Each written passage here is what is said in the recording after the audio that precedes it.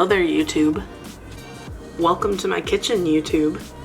The lighting is so bad. Should I get my fancy lighting? I think I'm gonna do it. I mean, I guess you could say that's better. I feel like I look more tired. I actually, oh, and you can see all my acne. I'm trying to bring the good production value for you guys, so I hope you appreciate. So today, I'm gonna actually finally cook for you guys.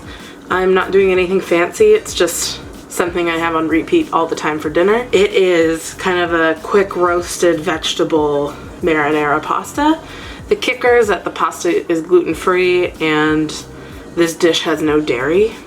And it's actually vegan, and well, I'm not vegan just because there's no meat in it and because I'm doing the dairy-free thing. It just so happens to be vegan, so all-inclusive, yada yada. Tink yada, gluten-free pasta, totally sponsor this bitch. Even though I only have 3 subscribers. My last video got a whopping like 25 views, so you might get a customer. Pasta time. All you need is some kind of marinara sauce. I haven't tried this one. I'm gonna see how it goes. It's the Whole Foods 365 brand roasted garlic. The aforementioned gluten-free pasta, Tink Yada brand. You're gonna need half an onion, green summer squash, otherwise known as zucchini, and a yellow summer squash, or you could use 2 zucchini or 2 of these, whatever you want. Dried oregano, if you have fresh oregano, power to you. Ground fennel, you need this shit, I'm serious. Don't go coming for me saying that this recipe isn't good if you didn't use the ground fennel. This is like the secret to making it taste meaty. The reason for that is fennel is used in like Italian sausage. It's one of the main flavors of Italian sausage, so this is very reminiscent to that. This is so fucking bright. A tiny bit of balsamic vinegar, which is good because a tiny bit is what I got. A little bit of olive oil. Fuck, it's bright. Salt. Okay, ready to roll. So the very first thing you do is you want to roast up the veggies. That's gonna take the longest, so while that's going on, you can pretty much work on everything else. I very aggressively have the oven set to 450 degrees, which is a move I make when I want them roasted quickly. But if I were to go like take a shower and I was gonna spend a half hour doing something else or whatever, I would probably set it to more like 375 or just 400 so that it doesn't burn. So if you're impatient right now like me, because it's 8:30 and I'm fucking hungry for dinner and it's gonna take a long time because I'm making this video, 450 works. I have my scale here because I am logging my food. I know it seems weird to log veggies, but I'm living my truth, y'all. Living the damn truth. Okay, so I like to cut the zucchini in half long ways, and then I just cut them into little half moons. I wonder if I should speed this part up so it looks like I'm faster at chopping it. And you want everything to be pretty uniform. Like, you don't want some undercooked zucchini. I mean, if you're into that, then do that intentionally, I guess. All right, and we're gonna cut the yellow squash in exactly the same way.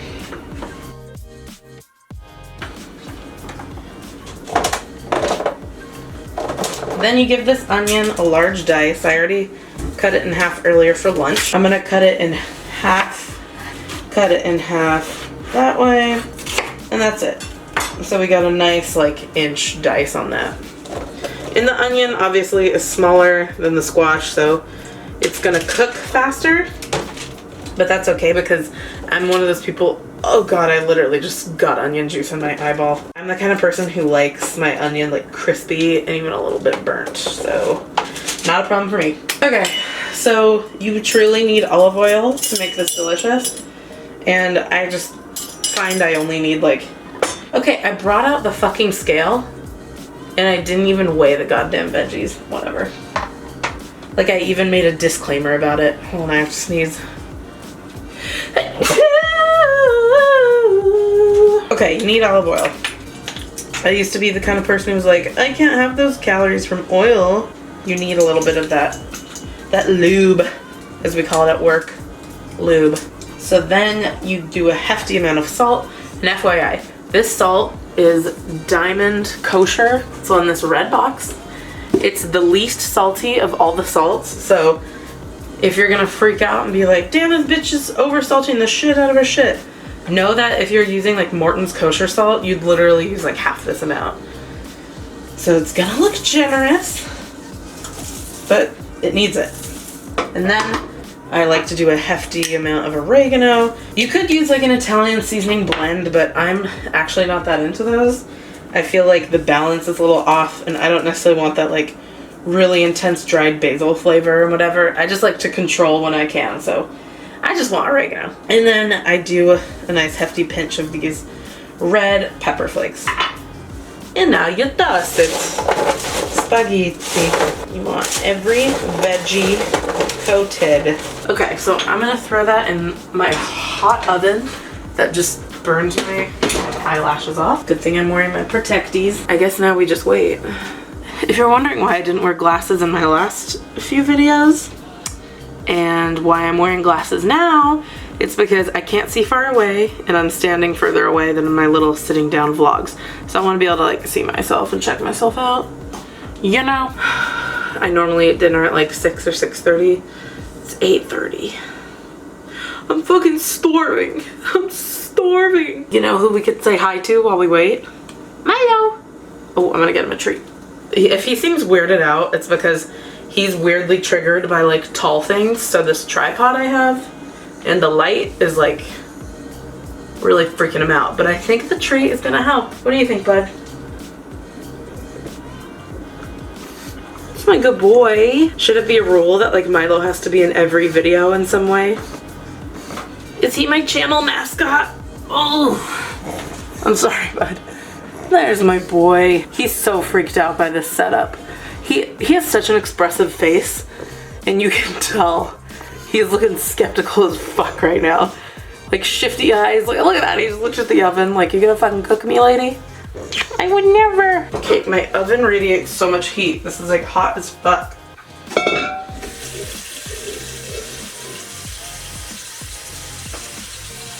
I'm just making one serving, so I don't need that much water. There, now you can see. Now you can see everything. Guess I'll get that going. Ooh, a tidbit about cooking pasta. First of all, if you're not salting your pasta water, you're not living your best life. And I want you to live your best life. I want you to live your very best pasta life. Really, like, I know so many people who don't buy it, who aren't believers, who are like, what's the point? It seasons the noodle from the inside out, and when you season every bit of your meal separately, it gives it all layers of flavor, and then it's just better. It's like one of those things that can take it from good to great, you know? However, you don't want to salt until after your water's boiling, because otherwise the salt is gonna like settle, and apparently it can fuck up the bottom of your pans a little bit, especially if you're using like a stainless steel or metal pan. Okay, what we're basically gonna do next is, once the veggies are done roasting, they caramelize, they develop so much flavor. It's so much more effective than doing it in the pan, trust me, because you get that like ambient heat from all over that just like gently cooks it. What we're gonna do is we're just gonna get a serving of this, which is half a cup generally, and we're gonna toss it with those veggies. And I like to season it with the fennel, which gives it a really nice meaty kind of, it adds a really satisfying flavor. And a tiny bit of balsamic. That's one thing, is make sure you taste your sauce before and as you're seasoning it, because like you might not need any of this shit if yours is already sweet, or you know, you might need salt. I might not need salt. So like don't copy what I'm doing verbatim unless you get this like legit exact sauce that I'm getting, but you can use any sauce. So I'm gonna sit and scroll around on my phone for 10 minutes. Okay, I'm back. So my water is boiling. So do you remember what we do now per our lesson? More than that. And I add the pasta, which this is like 2.5 ounces, so it's like a little over a serving. We're gonna plop that in. And I'm a strong believer in not breaking the pasta. You should just wait a second, let it soften up, and get the whole fucking thing in there. Even though I fucked up on weighing the veggies, I'm not gonna fuck up with this, because you can like get this very wrong Okay, 118 grams is half a cup. God, really? That's all I get? I have not tasted this yet. I'm just gonna give it a little.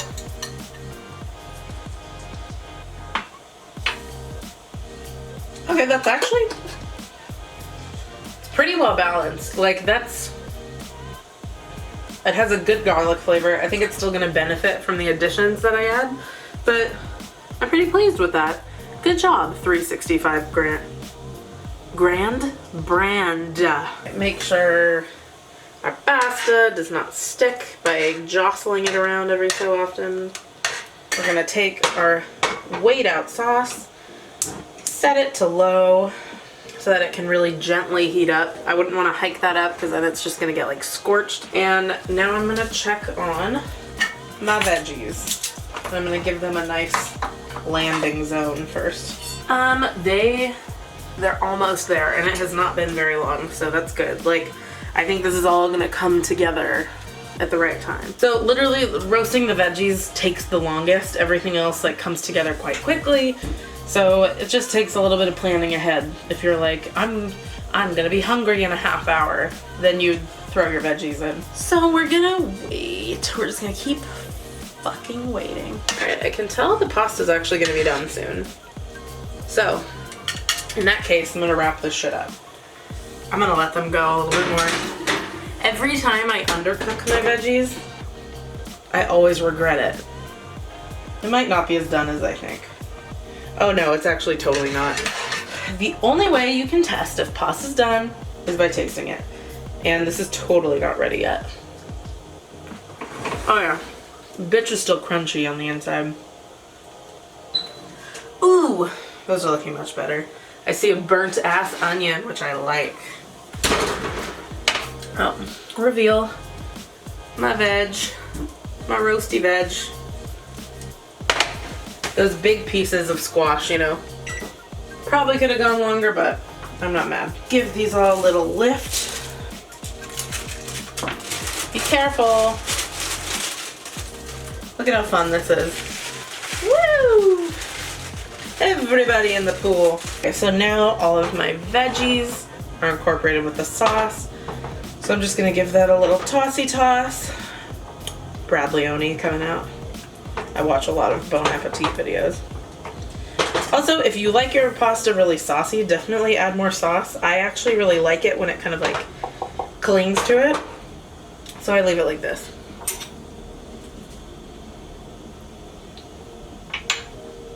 Okay, yeah. So I'm gonna add the fennel powder, which I don't know why I keep buying it in these tiny ass things because they're so annoying and I never open it right. But I'm just gonna do a generous sprinkle. I love fennel powder, so it's hard to like overdo it for me. And this really isn't gonna need much of this. I just like to add a really like a teaspoon maybe, and it adds a little brightness. And I do also think it needs more salt. Just a little. You'd be surprised, I think, at how many people undersalt their food. And I know people like to watch their sodium, but the fact of the matter is, if you're cooking at home most of the time, you literally get about 70% of sodium from processed foods, like America in general. So, I made a mess. So if you're just cooking at home the majority of the time, you're not gonna like,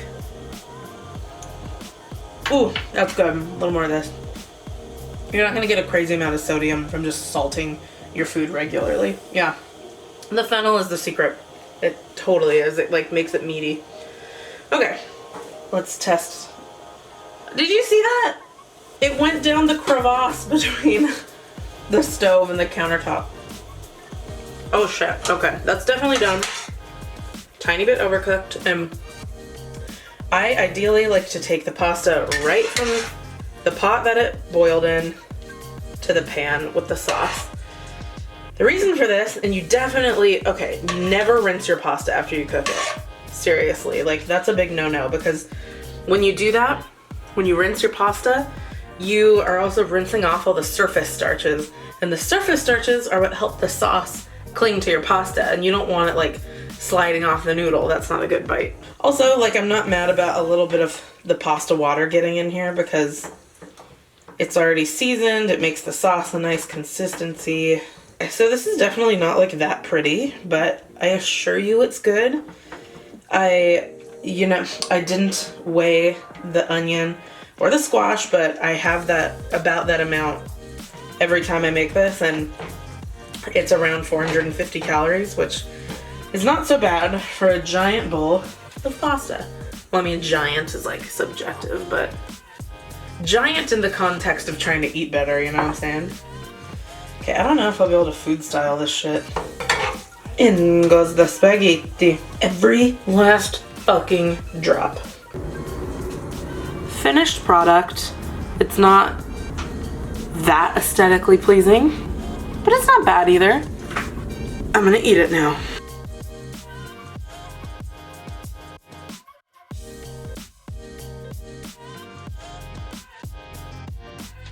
Okay guys, that is that. I hope you like maybe learned something. Maybe that was fun, maybe it was lame. I don't know, let me know, but in a nice way, not a mean way. I'm so fucking hungry. This is way later than I normally eat.